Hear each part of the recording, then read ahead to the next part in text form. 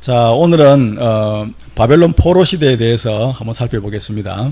바벨론 포로라고 하는 이 말이 나오면은 북쪽 이스라엘하고는 관계없습니다. 남쪽 유다에 대한 내용을 말합니다. 남쪽 유다가 바벨론으로 잡혀가지고 70년간 포로로 살다가 돌아왔으니까, 자, 그렇게 생각을 하시고 바벨론 포로 시기 동안에 이들은 어떻게 살았으며 그 기간 동안 하나님께서는 이스라엘 백성들을 어떻게 훈련시키셨는가 하는 걸 한번. 솔로몬은 예루살렘에다가 이제 성전을 건축을 했죠. 그러나 솔로몬이 저렇게 위대하고 훌륭한 일을 했으나 저 솔로몬이 아주 하나님 앞에 악한 범죄를 했는데, 그것이 뭐였습니까?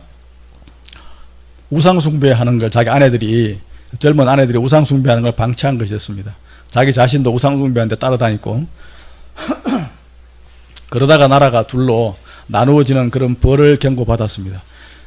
내가 내 성전을 지어주고 내 아버지 다윗이 나한테 한 일이 있기 때문에 내가 내 대에는 내가 다스리는 이 시대에는 내 나라를 빼앗지 않겠다. 그러나 내 아들 대에 가서는 내 나라를 빼앗아서 내가 다른 사람에게 주겠다. 그래가지고는 솔로몬이 죽고 난 다음에 여로보암이라고 하는 사람한테, 그 사람은 솔로몬의 그 다윗의 후손하고는 전혀 관계없는 남입니다. 남. 그 사람한테 그냥 하나님께서 나라를 갖다 거의 한 10분의 한 8 정도를 갖다가 떼서 다 줘버렸습니다. 그게 바로 북쪽 나라 이스라엘이 되었죠. 그 나라가 북쪽 나라와 남쪽 나라로 나누어졌는데, 북쪽 이스라엘, 남쪽 유다가 되어졌습니다. 이 남쪽 유다는 유다 지파 한 지파가 주축이 되어졌고, 북쪽 나라는 에브라임 지파를 비롯해서 이렇게 10지파가 주축이 되어졌기 때문에 이스라엘이라고 하는 그 나라의 명칭은, 국가의 명칭은 북쪽으로 가버렸어요. 북쪽으로. 남쪽은 한 지파니까 지파명을 따라서 밑으로 갔고, 그래서 이제 사울, 다윗, 솔로몬 요 세 시대를 통일왕국 시대라고 하고, 그 이후를 분열왕국 시대라고 합니다. 북쪽 이스라엘은 한 200년쯤 존속하다가 우상 숭배하다가 나라가 망했고, 남쪽 유다는 한 340년쯤 존속하다가 바벨론에 의해서 망했습니다. 두 나라가 다 우상 숭배 때문에 이렇게 하나님한테 벌을 받아서 멸망했죠. 요 시대에 우상 숭배하다가는 나라가 망하고 너희가 포로로 잡혀가서 고생한다. 하나님한테 큰 징벌을 받는다. 우상 숭배에서 떠나서 하나님께로 돌아오라고 외치던 사람들이 선지자들입니다. 그 선지자들이 북쪽 나라에도 있었고 남쪽 나라에도 있었죠. 북쪽 나라에서 활동하던 사람들을 중에 대표적인 사람들이 호세아와 아모스 같은 사람이 있었고, 남쪽 유다에서 활동하던 사람들은 가장 대표적인 두 사람이 우리가 잘 아는 이사야와 에레미야 같은 이런 사람들은 그 당시 남쪽 나라에서 활동하던 그런 사람들이었습니다. 이 사람들이 외치던 그 주제는 딱 한 가지였습니다. 죄를 버리고 하나님께로 돌아오라.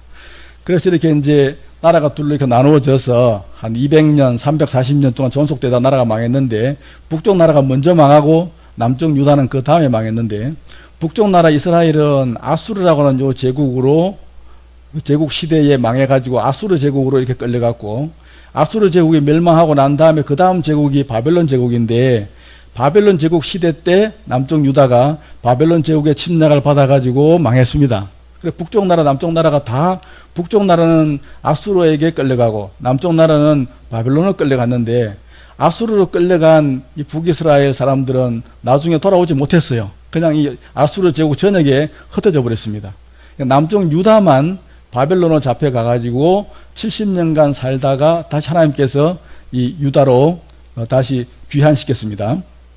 우리가 잘 알고 있는 다니엘이라는 이런 다니엘, 에스겔 이런 사람들도 이때 남쪽 유다 사람들이었는데, 이 바벨론으로 끌려갈 때 같이 끌려갔던 그 사람들입니다.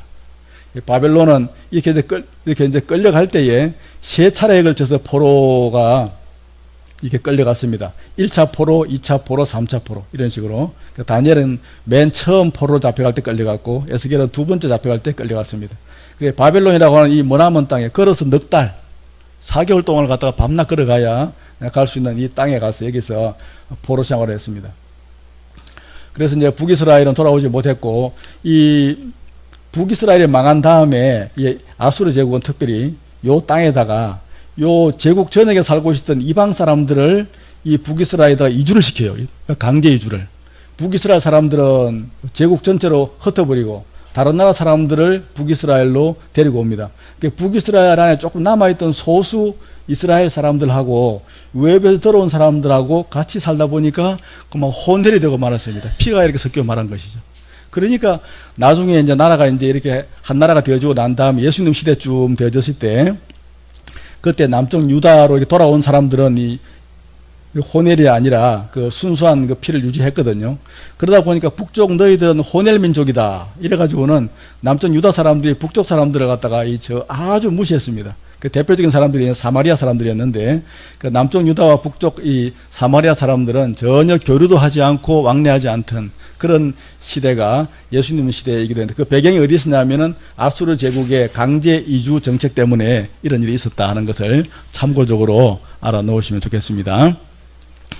자, 그렇게 해서 이제 남쪽 유다가 이렇게 바벨론으로 이렇게 포로 잡혀가고 난 다음에 그 다니엘, 에스겔도 같이 잡혀가지고 거기에서 요 다니엘이 하나님께 말씀을 받아서 기록한 성경이 다니엘서와 에스겔서입니다.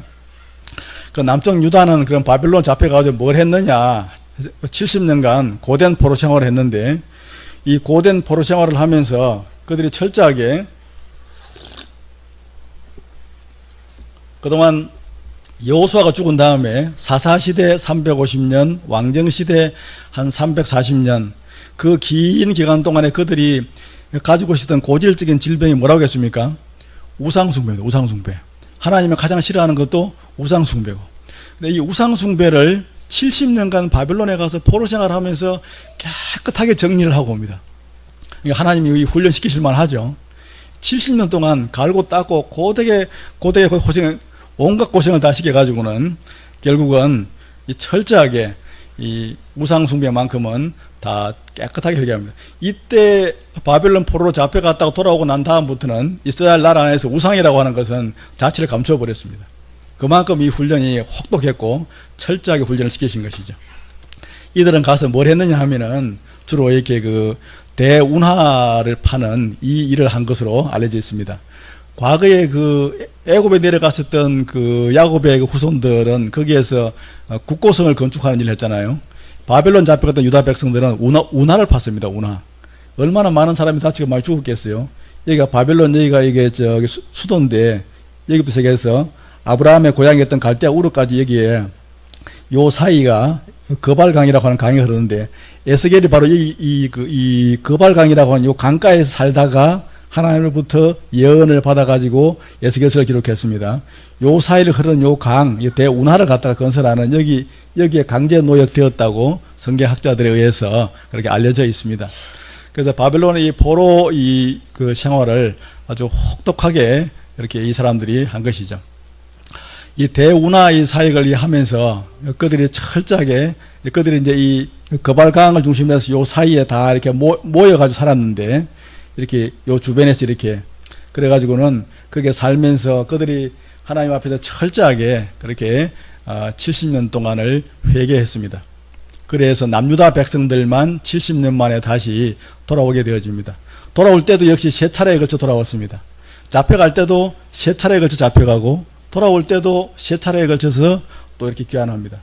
요 1차, 2차, 3차까지의 각 요 총 걸린 기간은 한 70에서 80년쯤 됩니다. 긴 기간이었지만은 하여튼 간에 요 세 번에 걸쳐 돌아오는데 맨 처음 돌아올 때는 스룹바벨이라고 하는 이 사람이 이제 지도자가 되었고 두 번째는 우리가 잘 알고 있는 에스라, 세 번째는 느헤미야 이런 사람들이 이제 주축이 되어져 가지고 이 머나먼 이 땅에서 예루살렘으로 이렇게 귀환을 했습니다.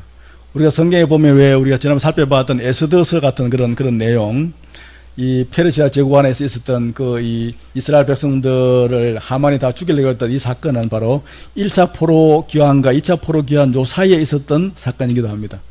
1차 포로 때 다 돌아가라 했는데 이스라엘 백성들은 여기서 이렇게 포로로 살 사람들이 아니잖아요. 메시아 민족이니까 반드시 가나안 땅으로 돌아가야 되는데 돌아가라고 했을 때에 스룹바벨 통해 돌아온 사람들은 여기에 살고 있는 사람들의 불과 한 10%, 20%도 안 됐습니다.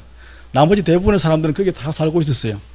과거에 출애굽할 때는 다 빠져나왔는데 바벨론 포로 잡혀갔다가 돌아가라 했을 때는 안 돌아왔어요. 왜냐하면 거기에 살기가 너무 좋으니까. 그래서 하나님께서 기다리시다가 1차 포로 기한이 있은 지 한 50년쯤 지나고 난 다음에 이 에스더 사건을 일으키셔가지고는 이스라엘 백성들에게 혼을 내시고 2차와 3차 때 대부분 다 돌아가도록 그렇게 했고, 그렇게 해서 이제 이때 같이 안 돌아온 사람들과 또 돌아왔지만은 이 고국으로 돌아가지 아니한 사람들이 돌아오다가 이런 군데군데 이런 그 지중해 주변으로 다 흩어져 가지고 이렇게 무리를 이루어서 이렇게 살았는데, 이 사람들을 디아스포라라고 이렇게 부르기도 합니다. 그래서 이렇게 왜 돌아오게 되어졌냐 하면은 이 바벨론이라고 하는 이 나라도 이제 망하고 아수르 제국이 있었고, 그 다음 제국이 이제 바벨론 제국이고, 바벨론 제국이 망한 다음이 이제 페르시아 제국인데, 페르시아 제국을 우리 성경은 이제 파사라고 부릅니다. 파사. 똑같은 말인데, 페르시아 제국이 이렇게 이제 들어섰을 때에 페르시아 제국을 세웠던 초대왕이었던 고레스라고 하는 이 임금이 바빌론 제국 때 각 나라에서 이렇게 다 포로로 잡아와가지고 자기 나라에 묶어두었던 사람들을 고국으로 다 돌려보냈습니다. 요 다 이제 일종의 지방 분권 정책을 썼는데, 왜 그러냐면은 바빌론 제국처럼 저런 식으로 정치를 하니까 이 세금이 안 거둬지는 거예요. 세금이. 왜냐하면 세금을 거둘 사람들이 전부 다 잡혀와가지고 바벨론에 사니까 자기들의 각 제국 내에서 세금이 제때 잘 들어와야 되는데 세금이 안 들어오니까 이래서는 안 되겠다라고 해서 이 중앙 집권이 아니라 지방 분권 정책을 써가지고 다 돌려보내서 너희 나라에 가서 너희 나라를 새롭게 재건하고 거기에서 부지런히 식량들이나 이런 농산물들 잘 이렇게 생산을 해서 세금을 바쳐라 하는 그런 의미로 다 돌려보냈는데, 사실은 하나님께서 그 고레스의 마음에 그런 마음을 주셔서 하신 일이었습니다.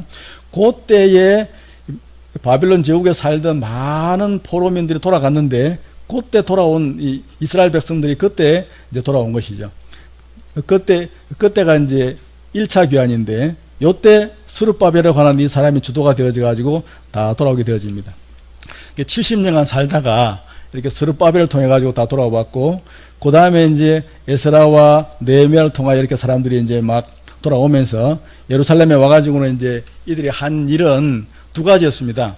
첫째는 성전부터 건축을 하고, 성전이 허물어졌으니까 그 다음에 예루살렘을 갖다가 재건을 하고, 그래가지고 예루살렘과 성전을 재건한 다음에 예루살렘을 중심으로 해서 이스라엘 백성들이 새로운 신앙 공동체를 이렇게 형성을 해서 메시아를 기다릴 수 있도록 그렇게 하는 그 일들을 쭉 행했습니다. 요 내용은 돌아와서 뭔 일을 했는가, 이제 학계, 스가랴, 말라기 같은 그런 선지자들이 막 등장을 해가지고 성전을 갖다가 돌아와서 성전을 갖다 안 짓고 있으니까 성전 빨리 지으라고 독려하는 그런 내용들은 다음 주에 살펴보도록 그렇게 하겠습니다.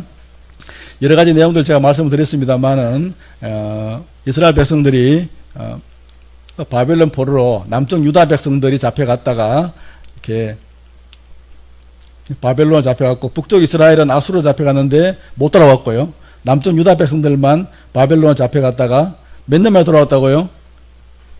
70년 만에 다시 돌아와서 다시 한번 새롭게 이 땅에서 이스라엘의 그 민족이 새롭게 시작되어졌다 하는 요 내용을 말씀을 드렸습니다. 이렇게 해서 이 내용들을 정리를 쭉 해 놓으시기를 바랍니다. 요 부분은 그 이스라엘 역사이기도 하지만은 구약 성경의 그 흐름을 우리가 이해하는데 꼭 필요한 그런 내용들입니다.